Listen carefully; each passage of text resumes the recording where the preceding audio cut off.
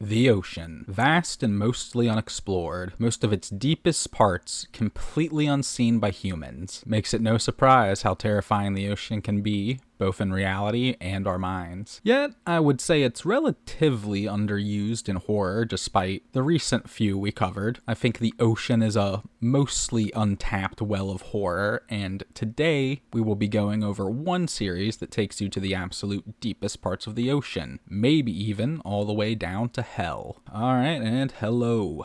Today I will be going over the Malbolge Trench series, taking a closer look at and analyzing the episodes to see if we can figure the series out. Now, if you're not already familiar, Malbolge Trench is an analog horror series by CheechBurrito that focuses on a newly discovered trench in the ocean that is impossibly deep, and the many nightmare creatures that come out of it. I had a very fun time reacting to this series, so I thought I would give it the deep dive treatment as usual. I will go episode by episode and give my theories/thoughts at the end. So, with that out of the way, let's get started with episode 1, Our Ocean. We open on what appears to be an educational or informational program titled Our Ocean. It starts out normally, detailing the different zones in the ocean, like the Sunlight Zone and the Twilight Zone, the music deepening as it goes down in depth. The video shifts when we go down to the Mariana Trench, panning over to an even larger and deeper trench, the Malbolge Trench. The text on screen claims the trench is a mystery to us, and there are unknown creatures that lurk within it.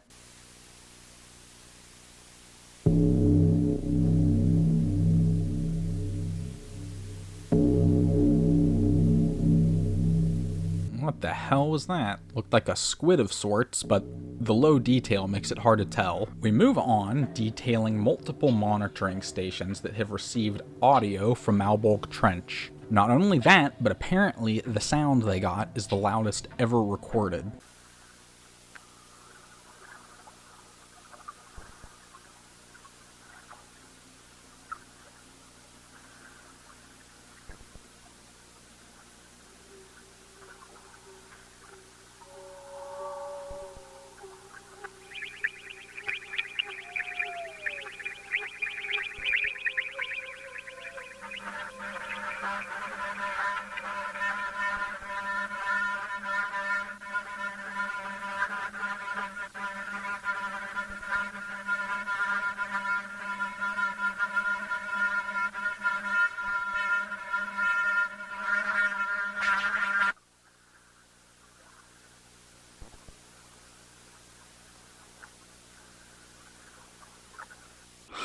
Sounds like a car alarm at first, and then just sounds like loud audio distortions. Perhaps it was too loud for the recorder to handle. We are also told that a camera was placed in the general area of the sound. This makes me think the sound rose up out of the trench, and the camera is placed at one of the higher points, as it would certainly get crushed otherwise. At first, it's just normal deep-sea marine life swimming by until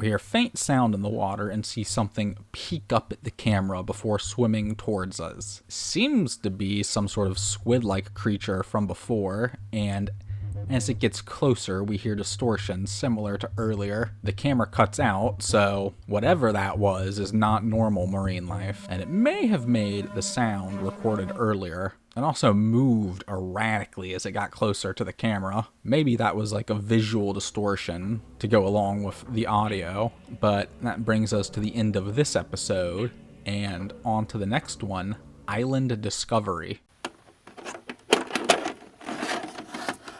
Surprisingly, we don't start off in the ocean. Instead, we are up in space, viewing the Topex/Poseidon satellite, its purpose being to map the ocean floor with its radar as it orbits the Earth, although it fails to get a sense of how deep the Malbolge Trench is. We then get a rough placement of the trench, seeing it is near Hawaii. Not only that, but a new island has been found near the trench, almost like it rose up from its depths. A small team is sent out to investigate what is being called Malbolge Island. As they approach, we can see the island seems to be entirely comprised of sand and palm trees. Very unnatural how barren and plain it is. The team here also seems woefully underprepared for an expedition to an unknown island. Just 4 researchers in this little dinghy. Heading towards the center of the island. What about the rest of you? I'll be sweeping the coast. Miles, aren't you doing the same? Correct. Just going the opposite direction. Sounds good. Everyone pop back in if you see anything interesting. I'll be in your general area, Reese. Not expecting to find anything here. This island shouldn't even exist. We are introduced to the 4, Reese, Colton, Miles, and Paul, before they immediately make the genius move to split up on an island they know nothing about. One of them even mentioning the island shouldn't exist. They trot along, making mundane discoveries until one of the researchers, Reese, finds a cave, and we switch back over to the informational style video, following the Marove rover sent into the cave.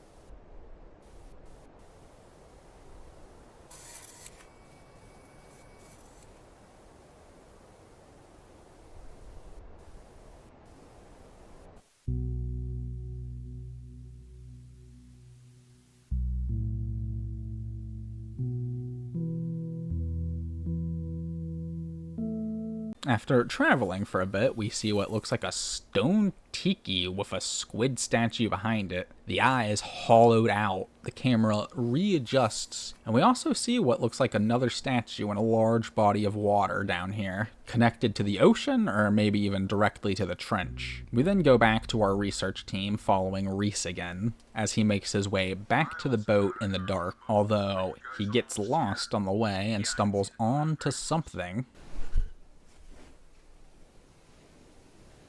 Looks like there's another tiki structure, but this one is on land.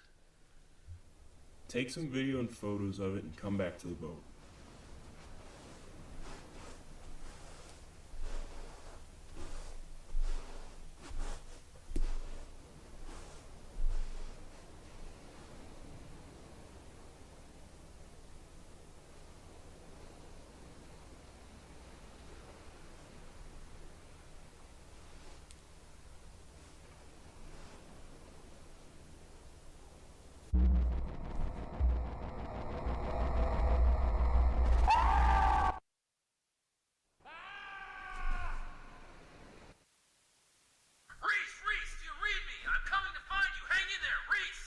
Well, that went south pretty fast. I guess the tikis are dangerous, that one eating or absorbing poor Reese.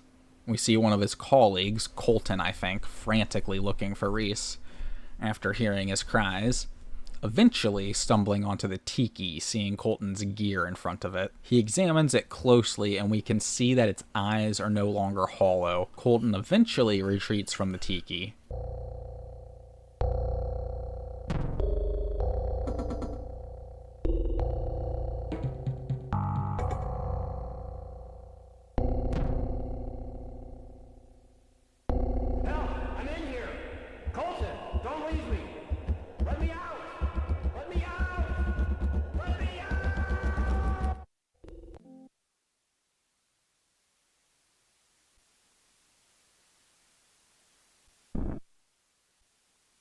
One last twist before this one ends, it seems like the tikis don't kill their victims, but trap them inside of themselves. We even hear Reese scream for help, but sadly, the noise seems completely trapped within the tiki, and Reese is left trapped. Interesting that he's still alive, makes you wonder what the tikis do with the victims. Maybe we can find that out in the next one, Dawson's Vacation. So, episode 3 opens on another educational type program about the Magna Caro squid, which appears to be the squid-like creature we saw previously.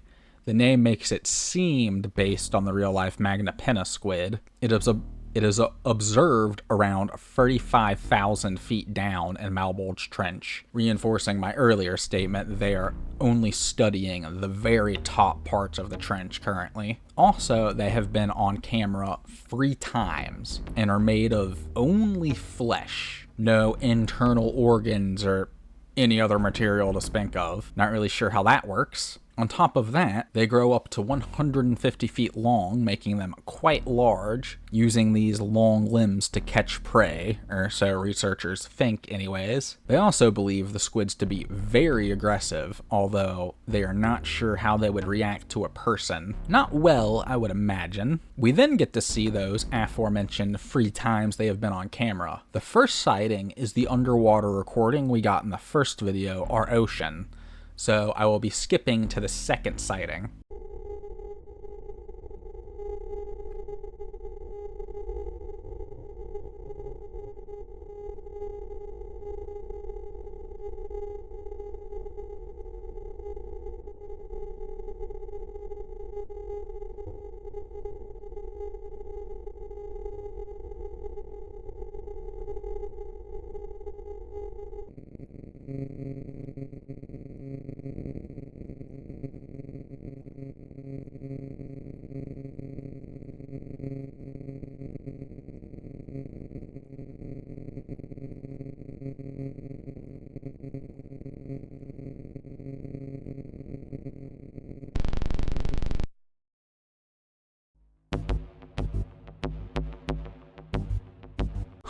So the squids do clearly cause those distortions. That combined with them being entirely made of flesh and coming from the trench pretty clearly suggests these are not normal squids, if they are even squids at all. Doesn't help that the researchers in this world don't know much about them either. Suddenly, we get an overhead of Malbolge Island as it is transformed into a resort, the man-eating tiki seeming to be its main attraction. Surely there's no way bringing a ton of people to an unknown island that a researcher already died on could go wrong, right? We are then introduced to a new character watching an ad for the island resort. Enticed by the prospect of getting killed by a squid tiki, he picks up the phone and plans his vacation. So this must be Dawson then. We then get to see almost the entire process of Dawson packing and traveling to the island. And when we finally arrive, the place is actually packed. Guess the government must have covered up the whole tiki incident, or people are just stupid. Take your pick, I guess. After going through the entire process of watching Dawson unpack, he runs into a child, Alexander, who shares some drawings with him.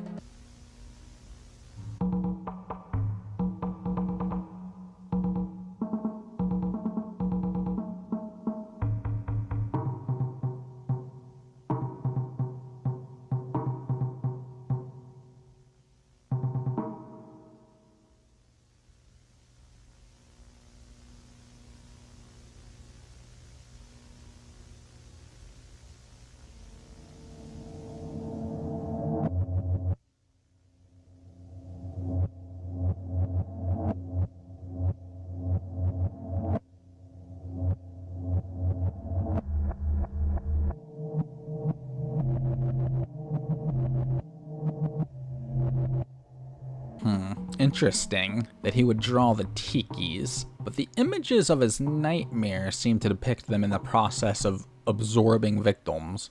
One notably smaller, possibly Alexander himself, was absorbed in a dream. Also, he depicts the Magna Caro squid in some, which I doubt he would have seen. Was he having premonitions of some sort? Or do the squids have some sort of like psychic property? They're able to sort of peek into people's minds or influence their dreams. Dawson then visits both the tiki above ground and those in the cave. Luckily for Dawson, they weren't hungry at the moment, and he makes it back to his room without incident. He does, however, sleep through something pretty important.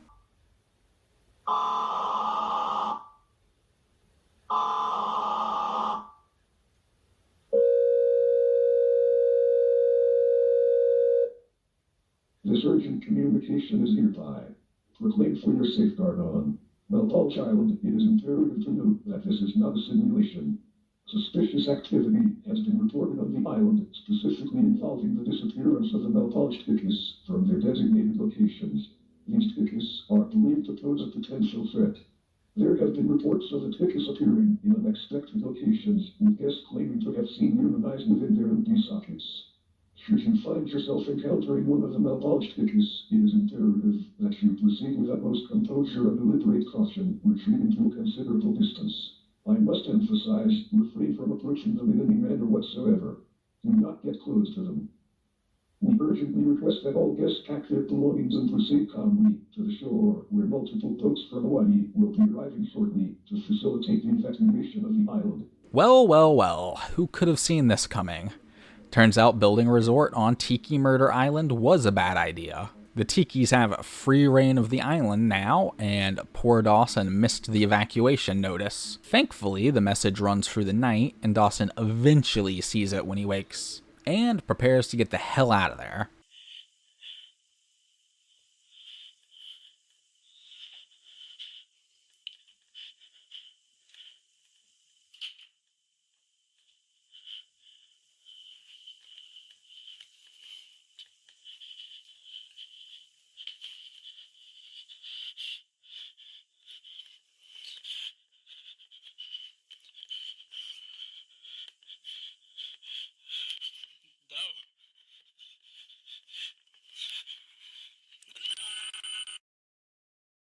Well, seems like Dawson might be a one-episode character. Well, with that episode wrapped up, we still don't know too much about the tikis or squids. Although the squids might have the ability to mess with people's minds or dreams, as seen in Alexander's nightmares. And the tikis themselves have free movement, but that's it for this one.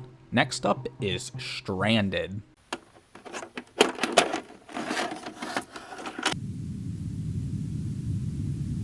Almost ready, sweetheart? Like the read. What? When I close my eyes, I hear. Honey, it's just the ocean. You'll see they're just statues. Nothing scary about them. Come on, let's go. It'll be fun. I'll show you. They're funny looking, I promise. Nothing to be scared of. Here we start out with a worrying conversation between Alexander and his mom. It seems despite his fear, he is being drugged to the tikis anyways. Hopefully, his nightmares don't play out in real life. And then we are back on the island before Dawson went to sleep. He spends some time in the gift shop looking through merch and chats up a girl in the bar. They talk about the tikis, both agreeing that they feel something behind the eyes, like they are watching them back. And then we get this.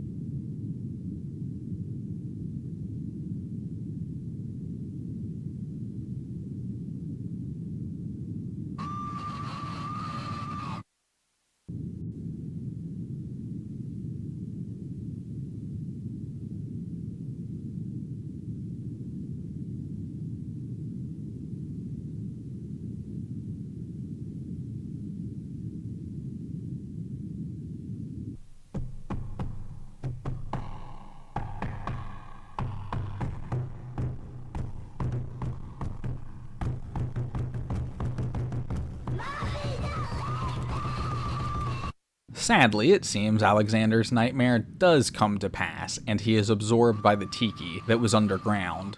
Most unsettling is the fact that he is alive within it, just like the researcher, as we hear him pound on the insides while screaming for help. This got dark pretty fast. Hopefully our main character can avoid this fate. Speaking of which, we meet up with him right where we left off last time.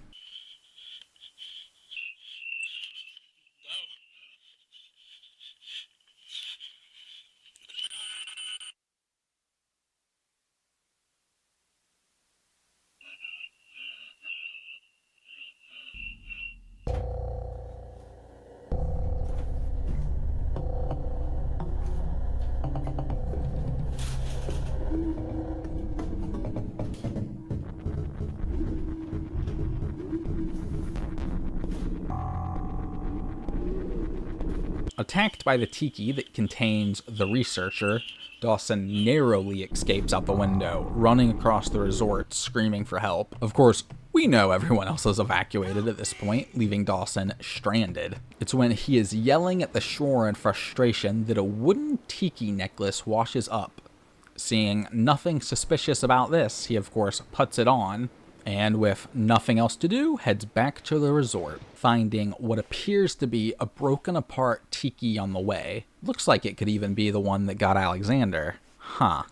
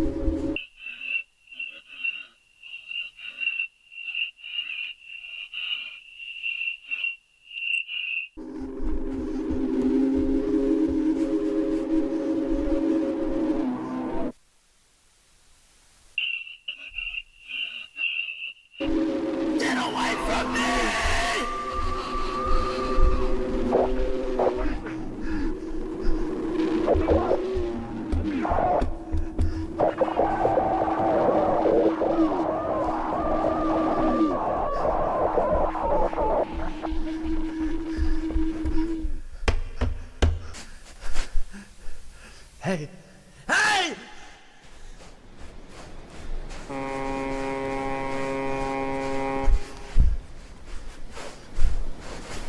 Back at the resort, Dawson is cornered by the tiki that ate the researcher, except it cracks open, revealing a fleshy, squid-shaped monster. Is this what's become of the researcher? They are soon joined by what is now Alexander, forcing Dawson to flee again. But just as hope seems to be running out, we hear a ship in the distance, and against all odds, Dawson is saved, ferried away from the island, his new necklace in tow. So it seems the tikis don't digest their victims, but mold them into something else entirely. Perhaps this is the origin of the Magna Carta squids? Either way, we move on to Project Virgil.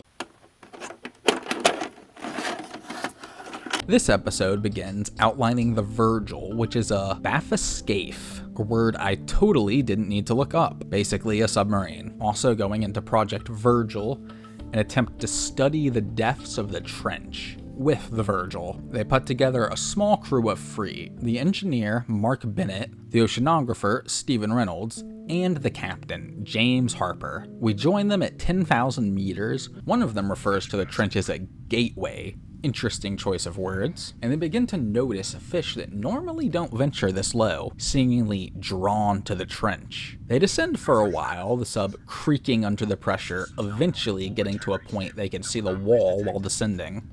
By God, what are we looking at, Stephen?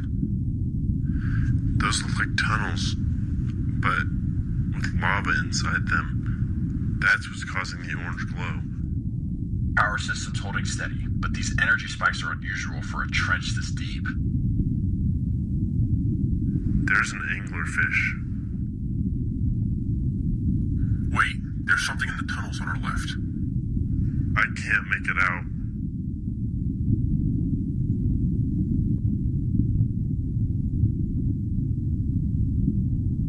Are those tikis?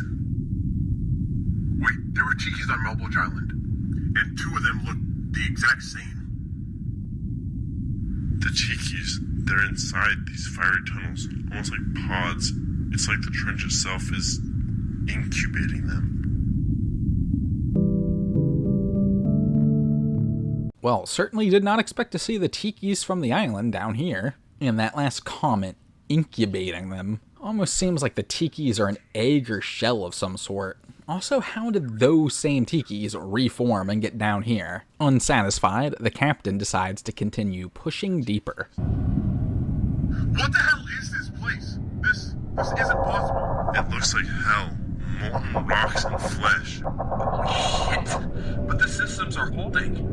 For now. No wonder we're picking up those extreme heat readings the deeper we went. This place is practically burning alive. Oh my god! Hold right here. What is that? I don't know. It looks like flesh. That's the Magna Carta squid. Energy readings are spiking. It's massive. Let's not push our luck. Go down.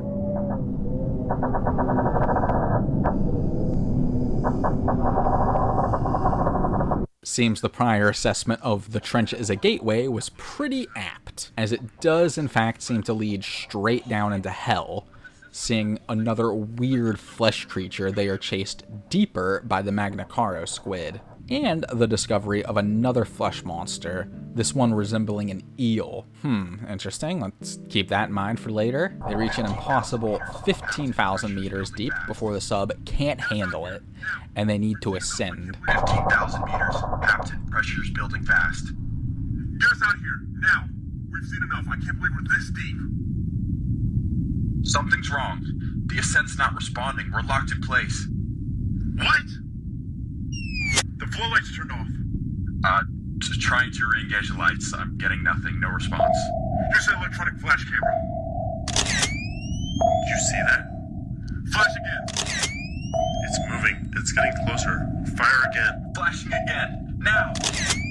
Ascend! Full power. Get us out of here, Mark.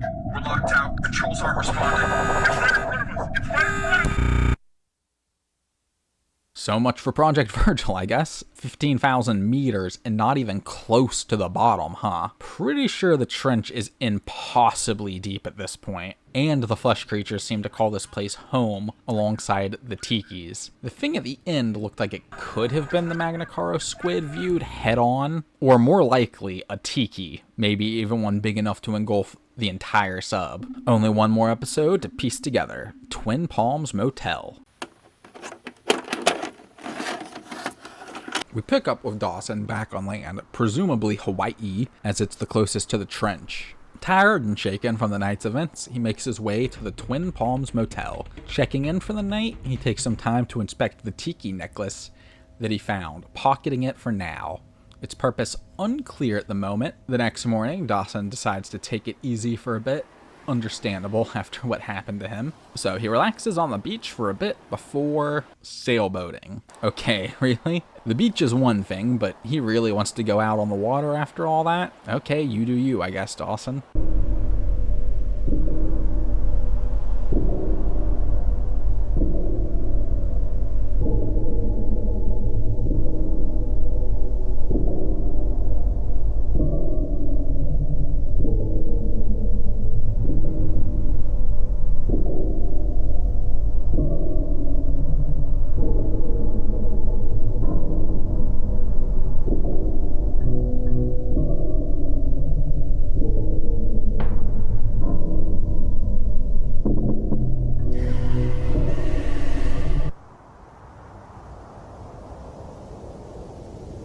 Clearly, the events on Malbolge Island still haunt Dawson. Hopefully, he can get some much-needed rest here on the island tonight, peacefully.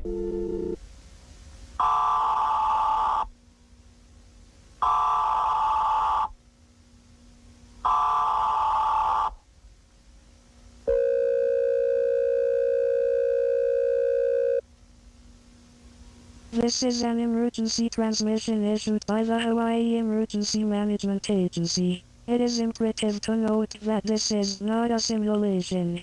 Residents and visitors throughout the state of Hawaii are advised to avoid all coastal areas immediately. Do not approach any shoreline. Do not enter the water. Unidentified marine organisms have made landfall along the southern coastline of the Big Island at Cully. The following image was captured at Cully along the shoreline.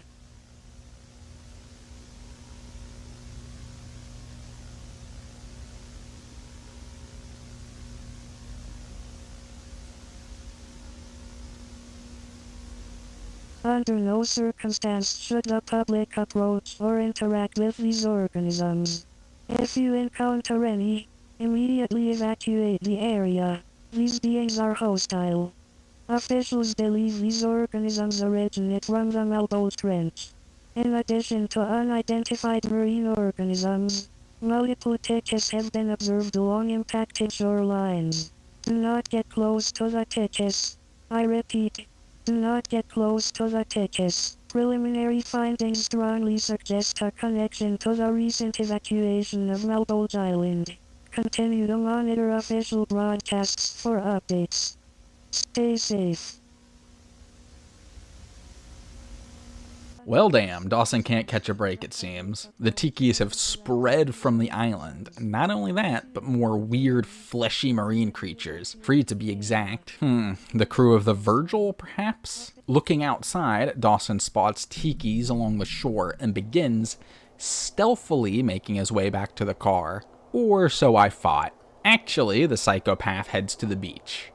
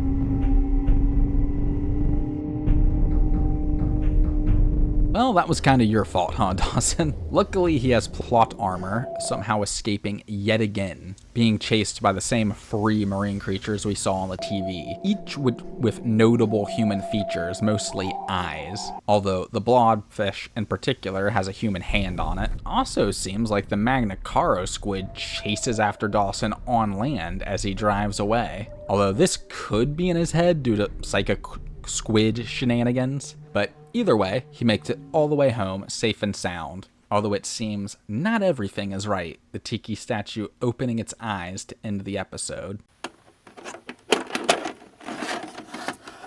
Alright, so I actually think this one is a bit more straightforward than most of the analog horrors I cover.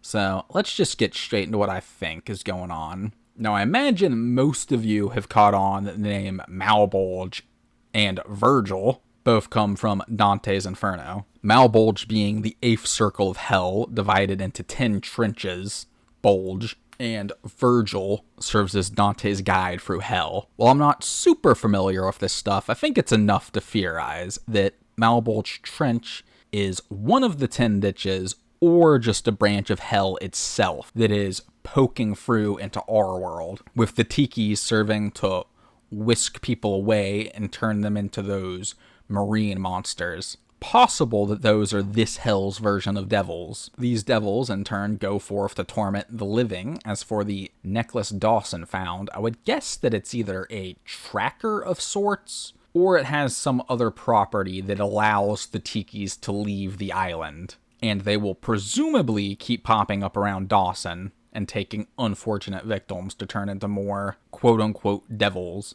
And that's roughly where I'm at. Like I said, the series was pretty straightforward in terms of the timeline and stuff. Like we get the trench discovery, the researcher getting eaten, then, you know, them forming a resort for some reason. Cut to Dawson going to the island along with Alexander, who also gets absorbed and turned into a flesh creature along with the scientist. We get Dawson finding the necklace before leaving, and then the next episode, the crew of the Virgil presumably all gets eaten by either that one tiki or a few different ones, and they get turned into the free creatures we see in the final episode. And that is about it. Dawson gets away, and the necklace opens its eyes. That last detail is the one thing I don't really have anything for, why the necklace has opened its eyes. Whether it's been activated, so to speak, I am unsure of. And there are probably a few other things that could be more answered, but as far as I can tell, the series is only around the halfway point, maybe a bit more.